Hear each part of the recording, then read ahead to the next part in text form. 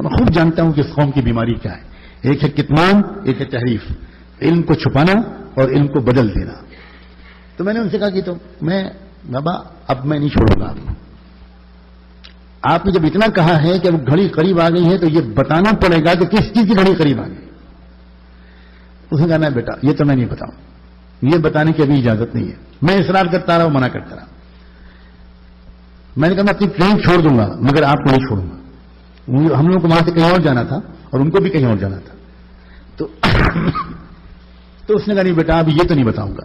اتنا بتاتا ہوں تمہارے اصرار پر کہ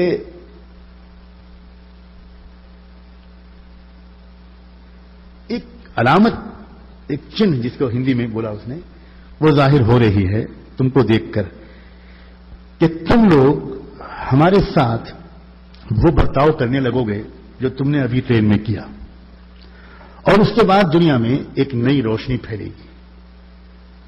اتنا ہی میں کہہ سکتا ہوں، ابھی اس سے زیادہ کھل کر نہیں کہہ سکتا. بیٹا اپنی قوم سے جا کر یہ کہہ دینا کہ اخبار پڑھ کر ہمارے ساتھ برتاؤ نہ کیا کریں، قرآن پڑھ کر ہمارے ساتھ برتاؤ کیا کریں. یہ آپ سوچیں، میں کہہ رہا ہوں دنیا کی قومیں کیا اندر اندر سوچ رہی ہیں، کیا ہو رہا ہے. اور یہ بھی میں بتا دوں کہ اسلام سے نفرت جو پھیلائی جا رہی ہے وہ اس وجہ سے پھیلائی جا رہی ہے کہ ان کو پتا ہے کہ آج نہیں تو کل دنیا کی انسانی برادری اسلام قبول کرے گی.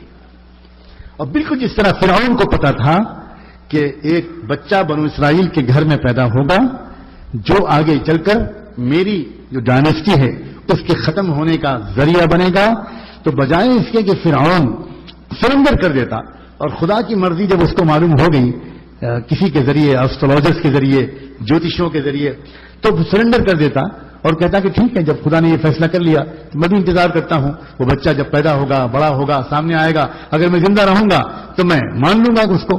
اس نے بجائے اس کے یہ فیصلہ کیا، اس نے الٹا فیصلہ کیا کہ میں بنو اسرائیل کے گھر میں اس بچے کو پیدا ہی نہیں ہونے دوں گا. اور ظاہر ہے خدا کے فیصلے کو روکنے کا کوئی اگر فیصلہ کرے گا تو اس کا انجام کیا ہوگا. آج بھی دنیا کی طاقتیں، میں قسم کھا کے کہہ سکتا ہوں، یہ بات جانتی ہیں کہ آج نہیں تو کل انسانیت کو اسلام میں پناہ ملے گی.